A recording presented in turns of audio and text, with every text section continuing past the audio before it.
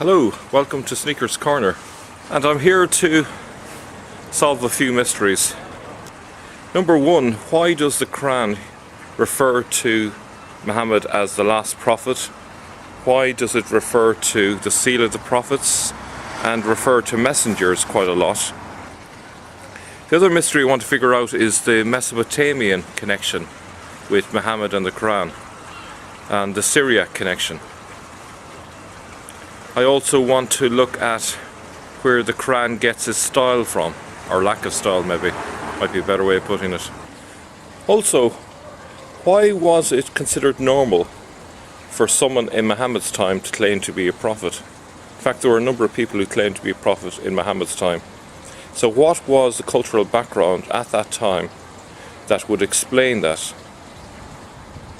Why also would they use the word apostle, considering that is a Christian term? Why would he use the term apostle in a non-Christian sense? We're going to find some clues to help us solve that mystery. And are you the biggest and finest private collection in the world? I don't think so. They tell me so. It's not the other people estimate. What sort of size is it? Well, and you're seeing in the Arabic, the rare text, about 2,700, but it isn't the number. It's the fact that these books are extremely rare. You would go by thousands. Manuscript, just copies of, they're like penguins, copies of the same stories.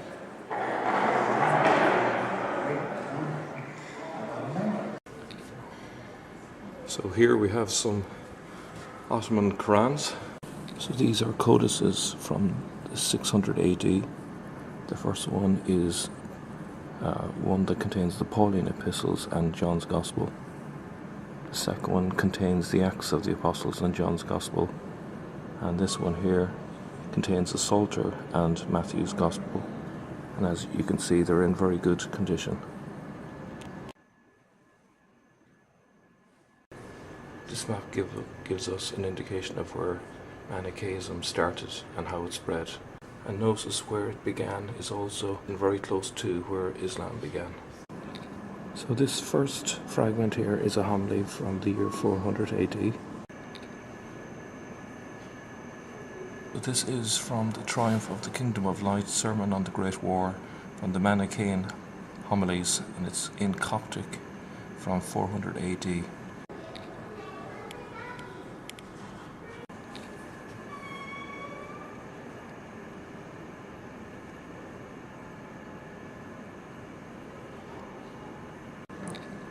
Here's another fragment. It's called The Conflict of Light and Darkness from the Bema Psalm, from the Manichaean Psalm book, and it's also Coptic, 400 AD. Around the same time, he visited Egypt for the first time, with Edith and the two children, and his eyes were opened there to the wonders of Islamic art. Well, I first went with my wife to Egypt in 1913, and while there I bought some Oriental manuscripts and one or two verses on Koran. And then I had a small library before. And then I began to concentrate on the Oriental and bought a certain number of Western and kept all the time adding to the Oriental. Well, 50 years ago, was it easier to come by? Oh, very much easier. Than now. And then particularly the last 20 or 35 years, you see young people in the East were all inheriting these. And then anyone they dirty the books, in many cases they had worms, and the bindings were falling to pieces. But any one of them would trade 2 or 3 dozen of those for a shovel, and never would read them.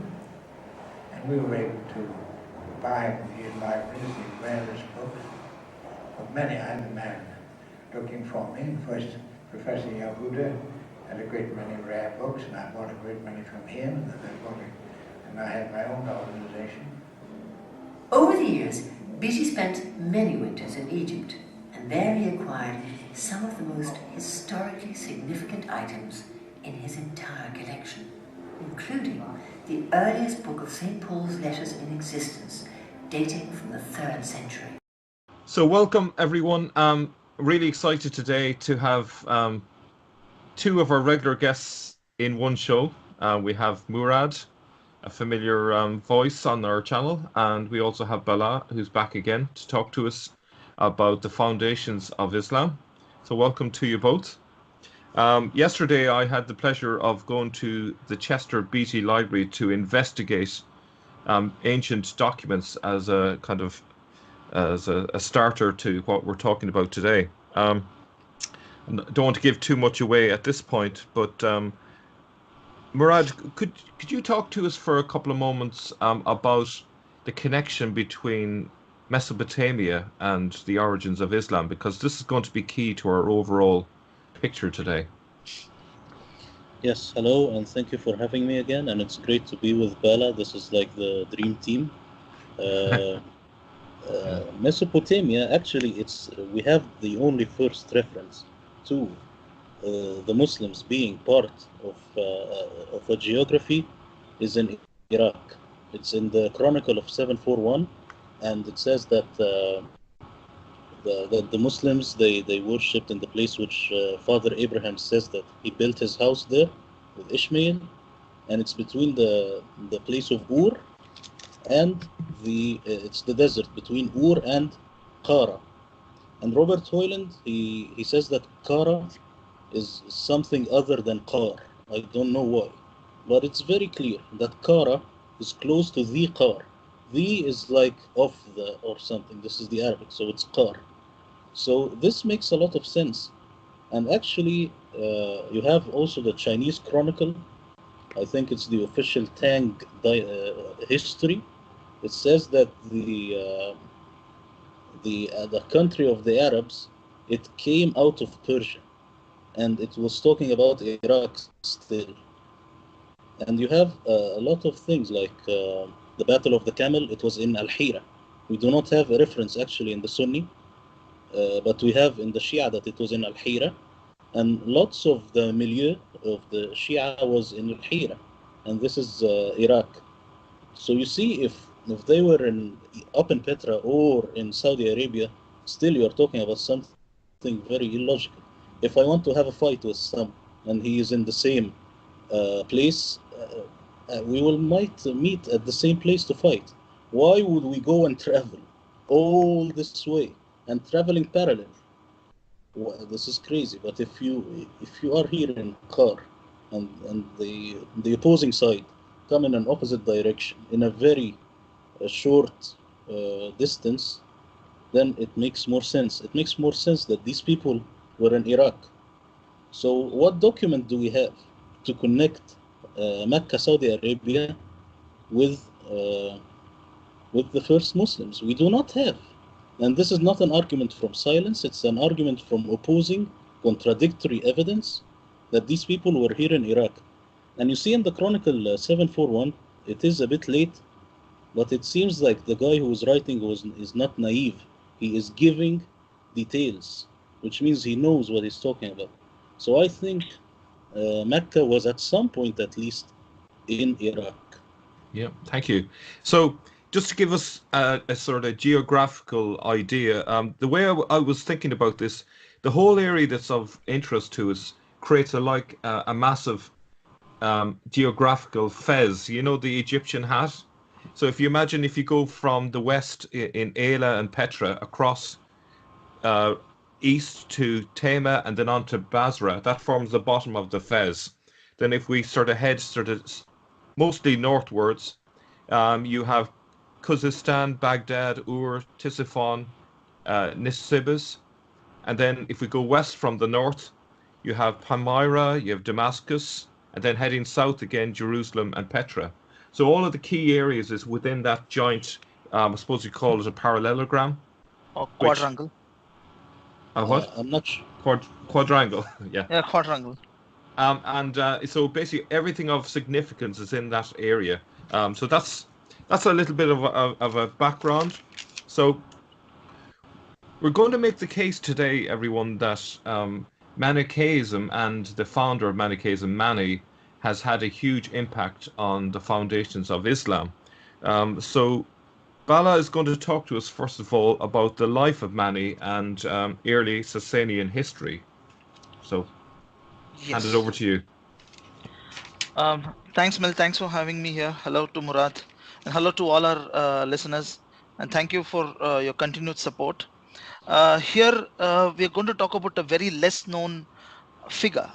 His name is Mani Patek. Patek is the name of his father. In Greek, he was known as Manus. Uh, Money itself, the word itself seems to be a title, just like Muhammad was. Mani seems to be a person who will lead you out into brightness. So that is what. So the word Greek word manus stands for someone who pours out luminosity to you. And now why he took upon this title and his actual name is lost to history, we can find it out from his teachings, which would come in phase 2. We would be looking at this video in 3 phases. The first phase, we're looking at the biography of Mani as we've gathered it from Fihrist by Ibn al-Nadim of the 9th century. So nothing close to the 3rd century, in which Mani was born and he preached and he died in. And then the second phase would be the intermediate period between Mani's death and Muhammad's life. And the third itself would be the formation of Islam, as I have already contended, during the Umayyads period, and how they borrowed teachings or concepts from Manichaeism. So that would form the third phase. The first phase itself is Mani's birth happening in the Ctesiphon capital province, not exactly in the city, but then somewhere in the province. He's born in the Parthian Empire.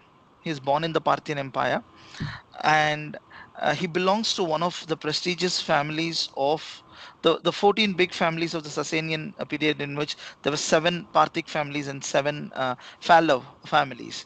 The eastern families, to which Sunbad belonged to, and the southern families were the Miranbad. The eastern families were the Surain, the families of the Surain, and but the western families, in which Ctesiphon itself is lying, were a group of families called the Isfanbud, right? Because they were more closer to the city of Isfahan, right? They had their center at Isfahan, whereas the general rulers, whoever the Sasanians or the Parthians were, they were ruling out of Ctesiphon. Ctesiphon continued to be the capital city of the uh, later Sasanians as well, because they were facing threats from the eastern White Huns or the Hephthalites, and the later Huns who were called the Kidarites. So they kept the capital city away from the Huns, more closer to the western border, more closer to their later enemies, that's the Romans and the Arabs. So that is why Ctesiphon becomes a very easy prey to the Arabs, who just had to ride up maybe some 300 kilometers from their Lakhmid base, from the Lakhmid base. So the contention that there is a Mesopotamian thread running to the origins of Islam is true, because the Lakhmid precipitation at Hira, or present day Kufa, up till the Dar al-Kar, is because they feel that they are the legitimate claimants of that land, which is another holy land for them. Just like they marched into Jerusalem, just like they marched into Egypt, they had a concept saying that their origin was from Persia, or from Mesopotamia, and from Egypt, and from Jerusalem. So they wanted these places for the apocalyptic clock to tick off. So Mani is born in the Parthian Empire in 216 to his parents Patek and Mariam. He's the only son because his father takes up, becomes a monk. He takes up, ascetic life with the Elkasites. The Elkasites themselves are a club of people living in Ekbatana near Palmyra. They actually practice their asceticism in Palmyra. They were a self-sufficient agricultural group which originated from the Ebionites. The Ebionites themselves, as you all know, originated from the Qumran Essenic cult, which was having John the Baptist as its one of its spiritual leaders, Jesus Christ as one of its leaders at that time. Jesus Christ then becomes nomadic in the city region, whereas John the Baptist and his followers continue to stay in the countryside, in the rather in the forest, in the wilderness. And the split between them, that is the early Jewish Christians, the split between them leads to Ebionites and the Nazarenes. So those Nazarenes are the people who are referred to as the Nasara in the Quran. And the Elkasites are Jewish Christians, and they are more leaning towards John the Baptist than towards the Christ movement. Okay, so they take up ascetic life there, and at the age of 12, he receives a message from his heavenly twin, whom he calls as Jibril. So we can connect that to Islam once again, because Jibril is the one who carries the message to Muhammad as well. Can So I at the just age, stop? Can I just yeah, stop you there yeah, because yeah, yeah, you've yeah. obviously given us a lot there. Just to clarify, you're saying that Mani called this twin, this angel, Jibril. Is that right? Yes, yes, it's Jibril. Jibril. Wow, Yes. I hadn't heard that. No, that's interesting because Uh, I was Murad wants to come in as well. Do you want to? Yes, you see, Gabriel is the same as Gabriel. It's the angel Gabriel. So Mani, he might took it from Judeo-Christian Tradition. basis, not the other way around. You see, because Mani is after. So Gabriel is just Gabriel, and I think in the book of Daniel there is something connection of Gabriel, and the message. And the word is it a Syriac word? Is it a Syriac version of the name?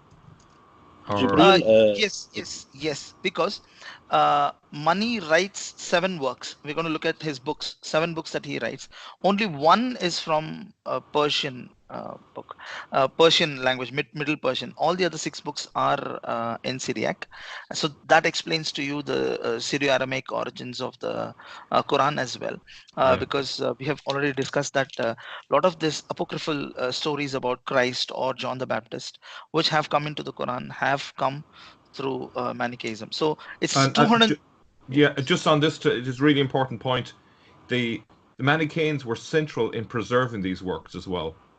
So they were, Manichaeans, along with Basilides, we have a lot of these proto-Gnostics like Philo or Simon Magus, yeah. Cerinthius. We have Valentinius, we have Menander, and we have Basilides. And money belongs to this proto-Gnostic Christianity. What is very interesting is Emperor Diocletian in 296 he puts forward a decree saying that all these Christians have to be killed.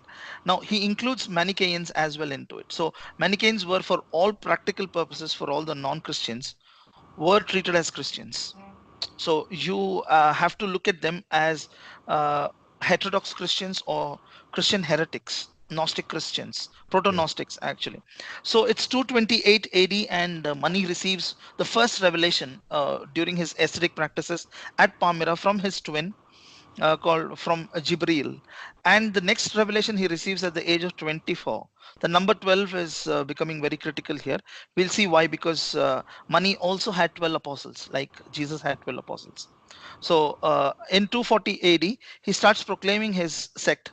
But in the meanwhile, his father, Patek, who had taken him there, passes away. So he's not under the bindings of his father to be more restrained with his message or something. When he proclaims his new message, he's thrown out of the sect.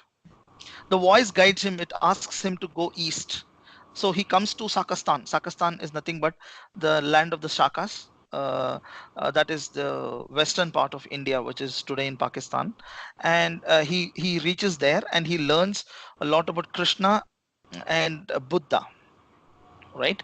And he already knows a lot of things about Jesus and Zoroaster, because he's from the Middle East. So then he comes back to Iran Shah, comes back to Ctesiphon, and he founds Manichaeism in 242 AD. So he lives in India for around 2 years, including the 3 months travel to and fro. So he founds Manichaeism along with the support of the second Shahinshah, that is Shapur. Shapur is the son of Ardashir. Ardashir is the founder of the Sasanian dynasty. In the meanwhile, when he goes to India and comes back, he sees that the Parthian Empire has been defeated and a new empire called the Sasanians have come up. Ardashir is the grandson of Sasan, and the dynasty is named after the great person Sasan. And uh, the second emperor, that is Shapur I, he seems to be a very tolerant person, so he allows Jews, Buddhists, Christians, Hindus, Jains, the Zoroastrians, and these Manichaeans to follow their own religion as they will.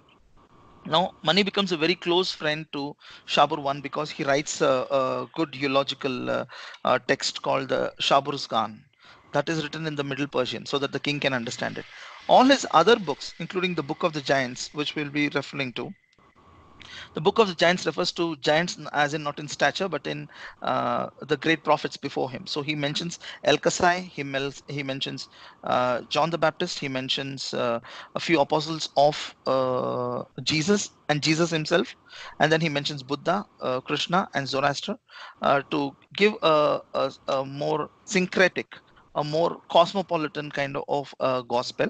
He proposes a dual cosmogony, and why he is given the epithet of a prophet is because he prophesied a great catastrophic war between the forces of light and the forces of darkness, much along the lines of Hormuzda and Ahriman, in that is the satanic force in Zoroastrianism is called Ahriman, whereas the divine one is called Ahura Mazda. Can I And yeah, can I just jump in there? I just want to point out for our viewers that while Mani had a list of prophets that he said preceded him, and he was the ultimate prophet at the also end of a line, we see the same thing in Islam with a different yes, set of prophets. Maybe some of them are similar, like Jesus is similar, but a different set. So I just want to point out the other thing just before we move on. My video appears to be frozen on my end. Am I frozen? Yes, I see you are frozen. I'm frozen. Okay. Well, hopefully it'll clear later. Okay. Carry on. Sorry, Bala. yeah. So he continues proselytizing and going around the countryside and telling that he's the new Zoroaster, and he has traveled to heaven and come back with this book called Aharzang, Arzhang, okay, and he also gives another thing called the Living Gospel. So the Arzhang is the book that he's got it down from heaven. That's what he shows after a year of disappearance. We wonder where he went in between, and all these are accepted by the people. They lap it up, and a lot of conversions do happen. He goes about creating his own church, and where the people permanent converts are called the elects, and the people who are casual visitors are called the hearers. Um, And yeah, Going to have to interrupt you again. Sorry about this, but I just want to point out the fact that in both Muhammad's and Mani's case, they have a journey up to heaven. yes, Yeah. yes. Yeah. Okay. And in Zoroastrianism, we have another person called Jamasp the seer. He also undertakes a heavenly journey. I think he's the first to undertake that heavenly journey on a mythical animal. And yes, yes, Murad. Yes, the first heavenly journey, I think it was Enoch. Enoch. It's Mhm. mentioned in the Old Testament, but the one I think which closely resembles Islam is the one of Zoroaster, where he rides the seven heavens. And you Heavens, see heavens. this, yes, you see the seven heavens are. It was added later onto the text, and you can see this with Daniel Brubaker's Quranic corrections. The word seven was added later, so it as if it got more like Manichaeist or more Iraqized, something Iraq is along those lines. Zoroastrianized. Yes, Between Enoch and Jamas, who went to heaven first is, I think it's a good topic to debate at some other time. As far as I'm concerned, I think Jamas was the pioneer to heaven on a mythical animal. So after this, Shapur passes away in 270, and his son, the first Hormizd, he's the third son, and he is a successor. First Hormizd, he rules for a year, an uneventful year, but then he founds the city of Ahwaz in Khuzestan, and he promotes another figure called Kartir as the Mobad, and he makes him also the Dadwar. The Dadwar is the judge, and also the chief of the ministers, that is called the Wuzurgan. So we have the word wazir as a minister, and you have the word wuzurgan. Wuzurgan means the head of the wazirs or the ministers. Now, why this figure of Kartir is very important? Yes, Murad. I just wanted to add that in Arabic, wazir is it's the exact same word. It means minister. In Minister, Arabic, you can say prime minister means a wazir. It's the same. Wazir Azam. Wazir. Yeah, Yes. that's Wazir interesting. Azam. So Kartir is promoted as the Mubad. And if you see, he's also girdled. He's given a special kind of a girdle which is reserved for the most highest priest, is offered by Hormuz to Kartir. Now Kartir starts to influence the next successor, because Bahram I is brought up under the tutelage of Kartir. Now Kartir gets a upper hand over Mani. He asks Bahram to imprison Mani in the beginning, that is in 274. Mani has 2 more years to live in the prison, whereas he communicates to the outer world through his apostles, of which he had 12 apostles. And we know the names of two of them. One is called Satik, P is silent, P-S-A-T-T-I-Q, right? And then we have another person called Sisin, okay? And we know the names of the other apostles, but we're not sure of them. But these two people are very important politically, because in the post-Mani period, these guys play a very important role. So Mani, yes, yes, Murad. Could I just say that the word Sadiq, it's very close to Yes. Abu Bakr, Abu Bakr Yes, Abu as-Siddiq. Bakr Sadiq. Yeah, I would tell this in phase three. That is what I told you, that I had communicated via mail to Mel, that we have a lot of startling revelations here. I would come to that. So Bahram one imprisons Mani. He passes away in 274. His son Bahram II comes to power, and Kartir convinces Bahram to execute this heterogeneous teacher, who's brought in a lot of foreign influences via Jewish teachings and Christian teachings and Hindu teachings into Persia, and has polluted the religions of the father of their forefathers. And as a result of which, Mani is flayed. He's described as crucified, flayed alive by Bahram II at Gundeshpur. We know that he's flayed at Gundeshpur. To make sure that his remains don't become a monument, his body is disposed of in maybe in the Caspian Sea or in the Arabian Sea. We don't have a tomb or a monument for him. Now, what Kartir does after this is he becomes very political. Okay, he becomes equal or greater than the king. He goes on to support the rebellion in Armenia, and he goes against his own king, that is Bahram III, in 294. In between this period, he ensures the execution of all the other disciples, immediate disciples of Mani. Okay, so that, and most of them flee to India or to China. So that explains why and how Manichaeism reached China. Now, the people who went westwards, Manichaean refugees who went westwards, their leader was someone called Sisin. He was an apostle, and he was executed by the Romans, presuming that he was a Christian. So the Romans did not have any qualms about killing Paul or Peter. So they don't have any qualms about killing Sisin. So this is a roundabout thing. What Kartir does is he inscribes Zoroastrianism. He inscribes Zoroastrianism into the heads of the masses by putting up a monument at a place called Naqash-e Rustam. Naqash-e Rustam is the necropolis of the Achaemenid dynasty, having the tombs of Darius I, Xerxes, and Artaxerxes. Whereas Pasagarde itself has the tomb of Cyrus. Naqash-e Rajab is the place that he establishes, and we have the face of Kartir himself inscribed into the rock. So that shows you how important he was, and his reform movement, it spins off into something called Zoroanism. So Zoroastrianism undergoes a reformation movement post Mani, and they cleanse themselves and purify themselves of this thing, and they have a new divine being called Zurwan, who's above Hormizda, and he is the biggest force from which all the other light and darkness, that is Hormizda and Ahriman, everybody come out of it. So they have this divine unsullied being called Zurwan, who doesn't have any kind of duality. So this was to overcome the duality that was proposed by Mani. So Kartir does everything within his powers and within his nation's boundaries to wipe out Manichaeism in every form that he could. So this is the first phase of our talk, and here we end the talk on the biography of Mani. Almost quasi autobiographical because his apostles write it down even as he dictates his life to them. Before we move on, one of the things I would point out is the fact that Mani was very self-conscious about what he was doing in terms of writing things down. He believed that if you didn't write things down, you would be forgotten very quickly, and he believed that he could become in some way immortal through his writings. So he set about writing as much down and ensured that there was a legacy left behind him. Something that we don't see done quite so well in Islam, I would say.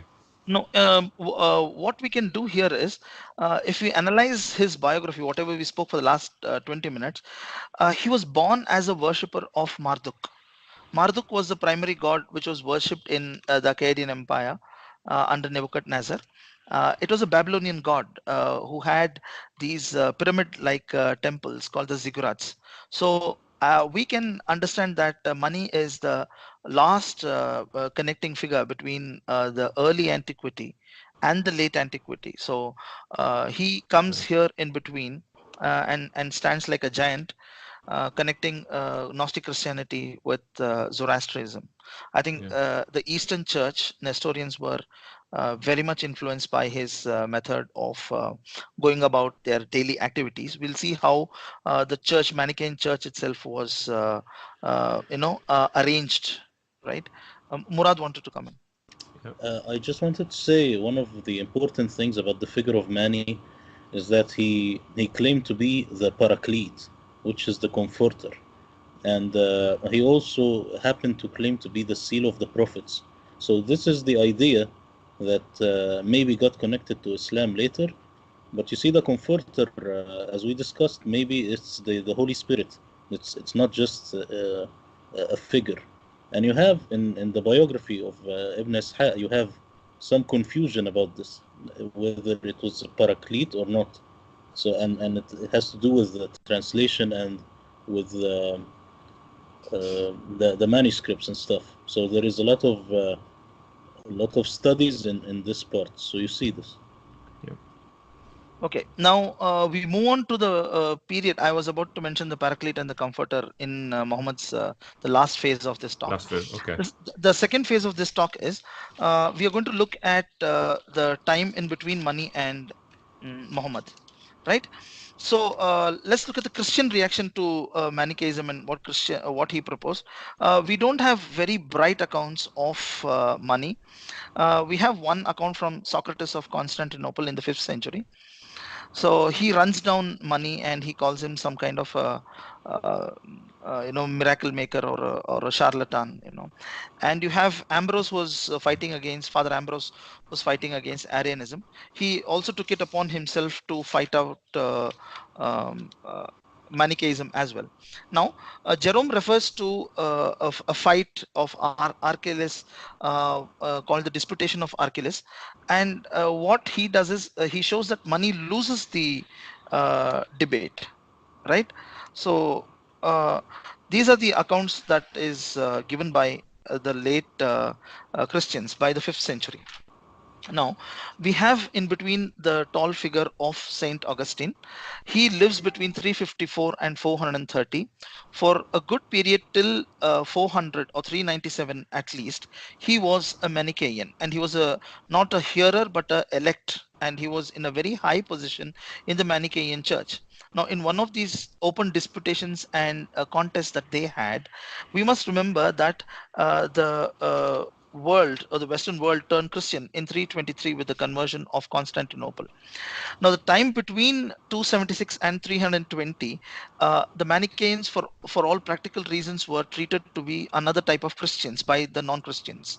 Let's say by the Jews or by the Romans or by the Arabs. They treated them to be Christians only, because in the Manichaean church, they had Christ in the middle and the figures of Zoroaster, Buddha, and Krishna in the lateral sides of their hall. It was basically like a synagogue. It was like a open place where they venerated the cross. So for all practical purposes, the Manichaeans were considered to be another form of Judeo-Christians only, because they had some Judeo traditions with them, the Judaic traditions with them, and they influence the way the rabbinic records are written down. That is, the Babylonian Talmud writing method was taken up by these people, taken up from these people, because these were, like Mel mentioned, very systematic people in their writing work.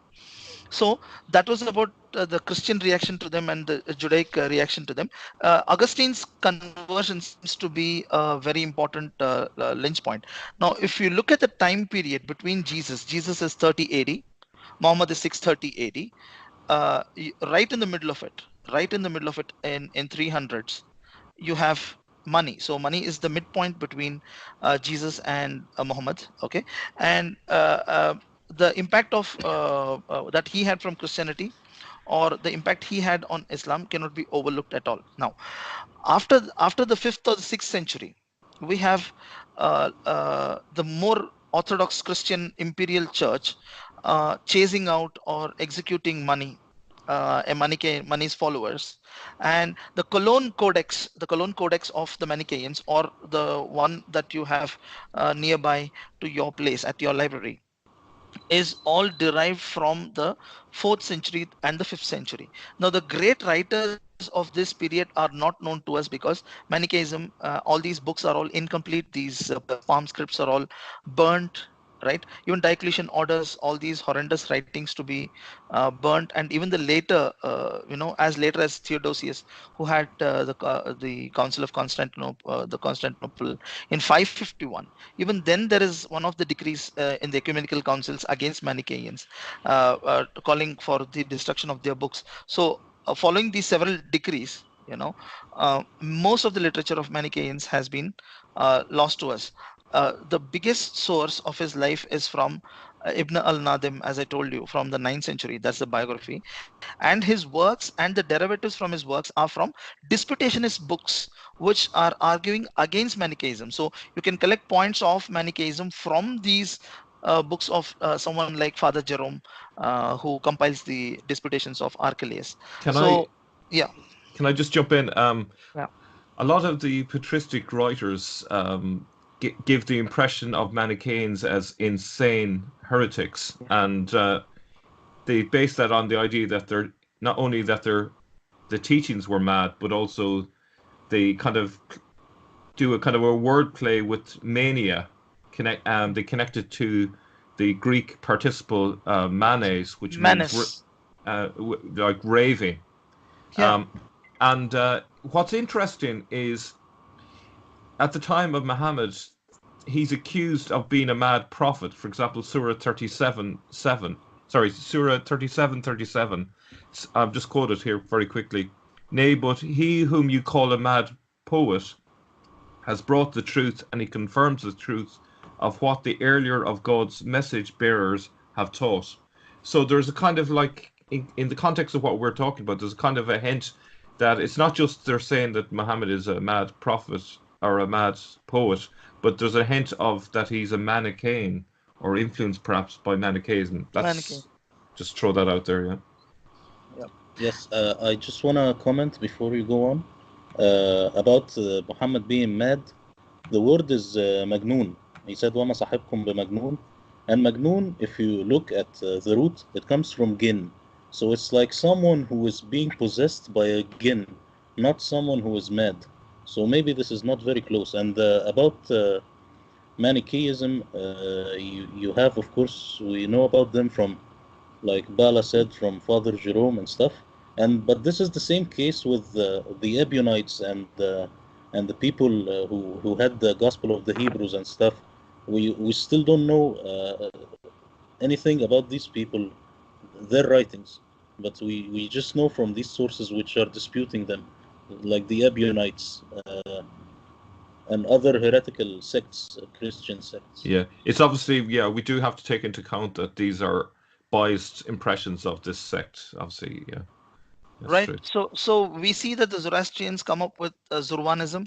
We see the Judaic people reforming their Talmud, looking at money. We see the Christians reacting in this particular way through decrees after decrees against Manichaeism. Now let's look at the pagans.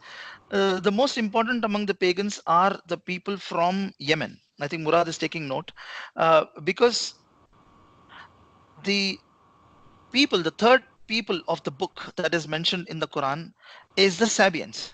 The Sabians are from Yemen. Now you can have to understand as to why so many people migrated from Yemen to the northern part of Arabia, that is Arabia Petria.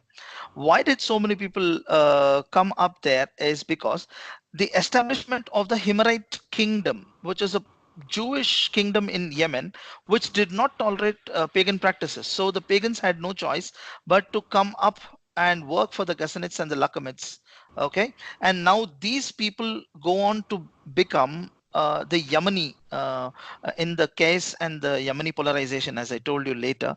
So these are the Sabians who come from the southern part of Arabia.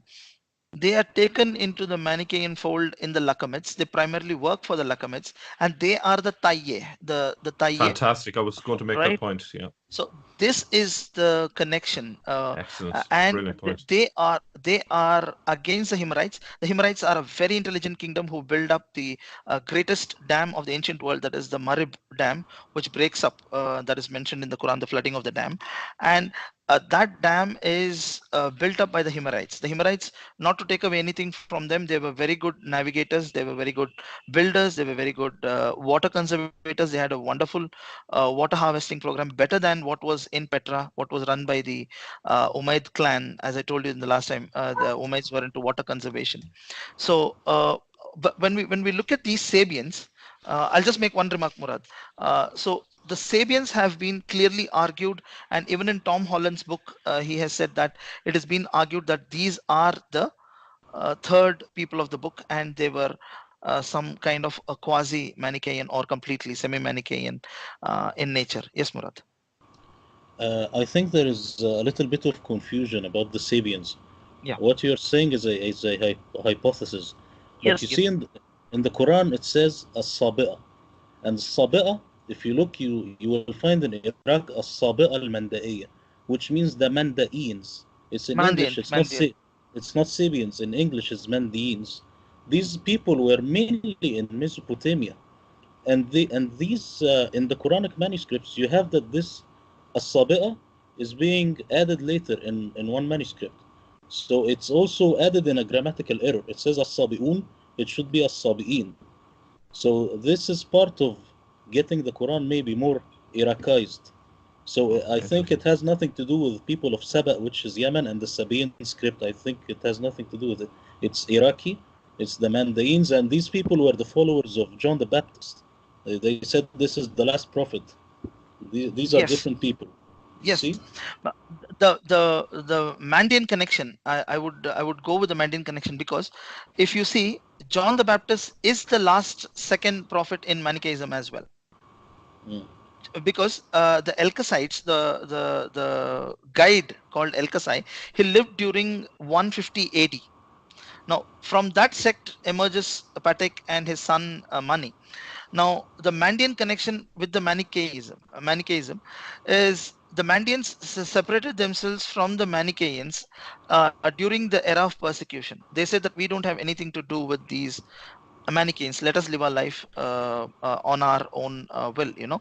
But somehow, even those people, be it the Sabians or the Mandians or the Manichaeans that I'm talking about, everybody had a part of the book that Muhammad is referring to. So they all belong to the Ahl Khitab.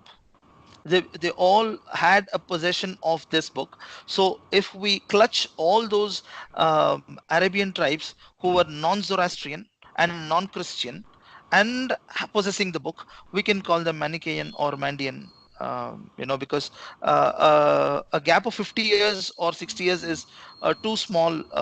Even if it's overlapping between the Mandeans and the Manichaeans. Can I If just jump? yeah, Just jump in very quickly.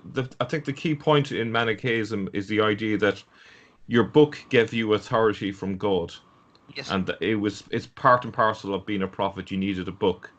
Yeah. Yep.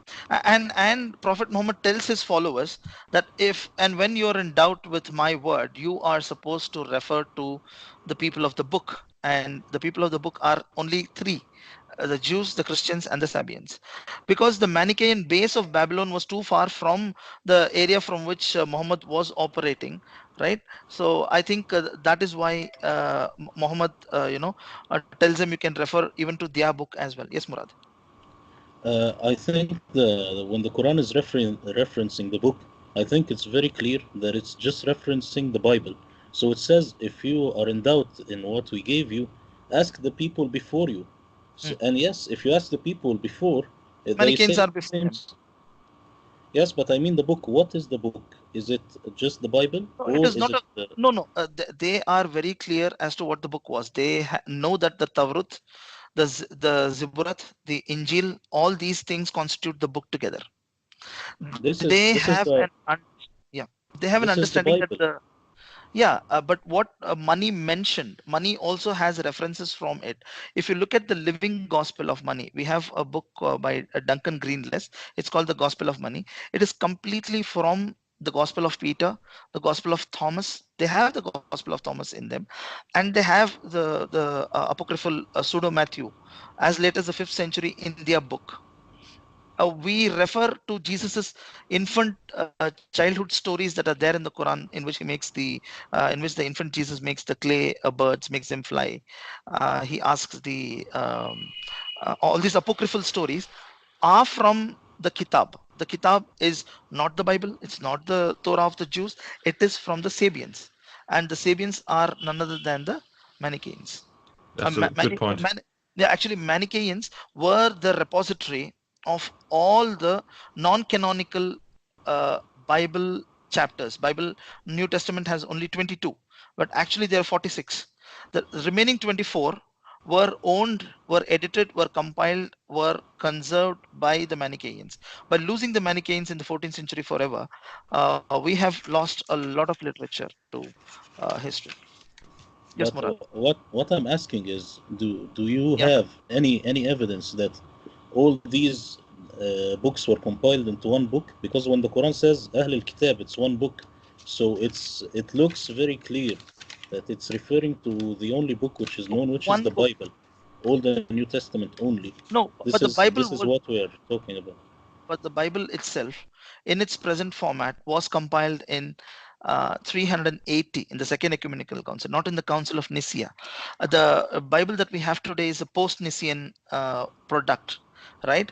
And what he is referring to is because when there were persecution from the late Sasanian, let's say Khusro I, Anushir I, or Khusro Farviz, these people run to Petra. As I've already told you, Arabia was a theological dustbin having all kinds of heretics of all religions possible living there, including Hindus, including a lot of these Minim. Minim are the heretics of Judaism are called as Minim, and all kinds of Christian heretics. They carry their literature into Arabia. Now, this is a good place for a wannabe prophet to be in because he gets all these apocryphal stories, and when he makes a book, lol, they all appear there. They Yeah. all appear together. Yeah, I actually a point I want to just make here while we're mentioning it is that the the difficulty I had trying to understand Islam is how anyone could put themselves forward in the cultural context and people would accept that someone claimed to be a prophet. So clearly, in that area, in that geography, they are familiar with the concept of people coming forward as prophets, even as late as the 6th and 7th century. So it's not unusual. Mel, I think because Murad, because of his Islamic upbringing, cannot deny the point that I'm going to make now. Okay, Murad, I think you know Prophet Khidr, Prophet Hud, Prophet Salih. Prophet Shuhaib. All Yes. these people are from a Iraqi milieu. They Shuhaib, I understand Shuhaib was working in Basra, okay, in that the basin, Euphrates Tigris basin, where it meets the Persian Gulf. Whereas you look at Prophet Hud or you look at Prophet Salih, they were working in the Sinai Peninsula along with the people of Edom, right? The Edomites. They were working along them. They were giving the all the prophets who ever said that there was one God come in the Islamic lineage of prophets. So Are, they can say I that, yeah, just yeah. to clarify something? Are these contemporaries of Muhammad? Is No, that no, the no, point? no, no, no. They are Prophets, not the prophets in the Quran. They are, Oh, earlier predecessors. Yeah, they are prophets. Yeah. Oh, predecessors. sorry. Okay. In between the let's say the post Daniel period and the Jesus period. So these are the prophets of the late Achaemenid, and these are people who were rising out of the Alexandrian catastrophe over Persia. So these people are coming up and they're saying that Alexander is our enemy. So Sikandar, as he's mentioned, he is mentioned too as a son of a Satan who has come to destroy our civilizations. So these prophets want the people to worship the true God in order to save themselves from the success of Alexander. That is what Alexander was made out like, an enemy of many civilizations, and these prophets were repeating the warning. So what Muhammad does is he calls himself the culmination of these Ishmaelite prophets and the Isaac line or the Jacobite line prophets. He calls himself the culmination of that, and also he takes a lot of Sabians into his folds, saying that Mani had said that there would be a warner before the catastrophic war between the forces of light and darkness. Here I am, the he's calling them as Nurain, that is the sons of light, right, versus the sons of darkness. So Muhammad is saying, look, here I am, the representative of the light, the forces of light. Come and join us, become bright, get ready for the paradise. That is what the message of the Quran was. So in a way he was culminating Mani's message, also in a way he was culminating Christ's message also. What made Christ special among all these milieu of these multiple prophets was that Christ went away alive. Christ did not die. So Christ has this chance of coming back. He's not in occultation somewhere hidden in the earth like Bal, but he is flying away to the sky. He's went to the paradise and is sitting with the God. So everybody wanted one or the other connection with Jesus. So this is the time period between Muhammad and Mani. These were the mixings that happened, and I would still go ahead with my hypothesis that the Sabians, the Mandians, and the Manichaeans were one at that point in time, and they all had another book which we don't have today. Maybe we'll call it as Document X, which was very similar to the Torah and which was very similar to the Bible of the Christians. The Imperial Church had a Bible, so everybody was in possession of a book, and the Umayyads understood that they needed to produce a book, which was produced and compiled during Abdul Malik's period along with Yusuf al-Hajjaj. Excellent. So, Just I want to add something, Mel. I have a theory about who was these prophets, Shu'aib and Salih and stuff. Shu'aib, he might be Jethro of the Old Testament, and Salih, he might be a figure which is mythical, a myth, Zoroastrian myth, which is Zala. Zala, he fought against the dragon which came out of the rock. Rock. And yes, and Zala and Saleh, it's very clear they killed the dragon, and they say in Arabic Naqa.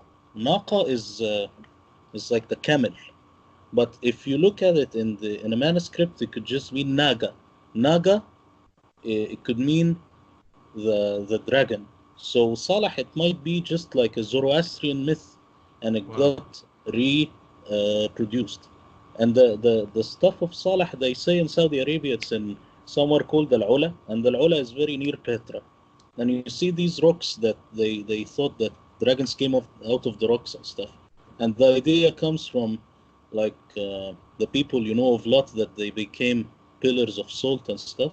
So the idea that you turn into a rock or you come out of a rock.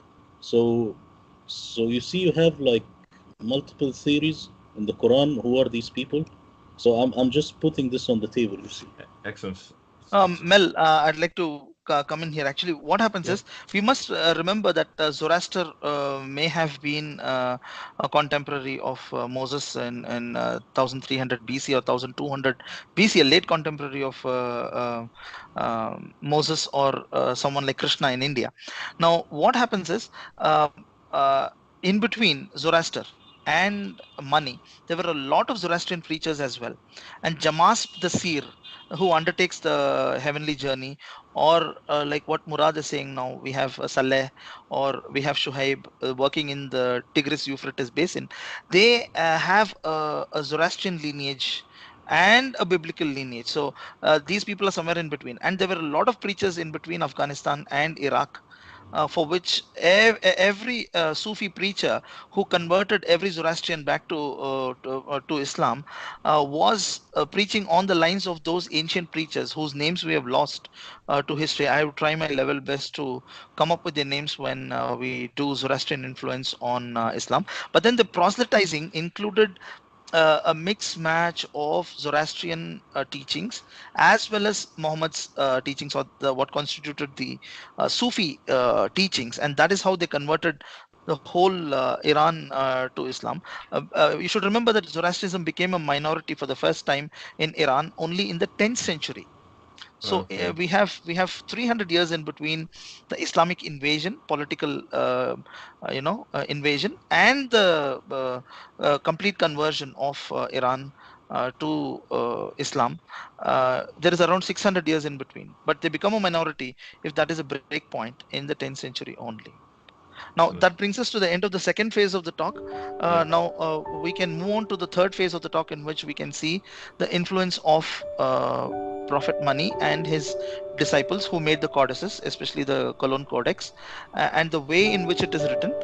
That is how the surah and the ayah pattern, that is the chapter and the verses pattern, was taken up from Mani's writers, and even Bible also is broken up into verses and chapters from them.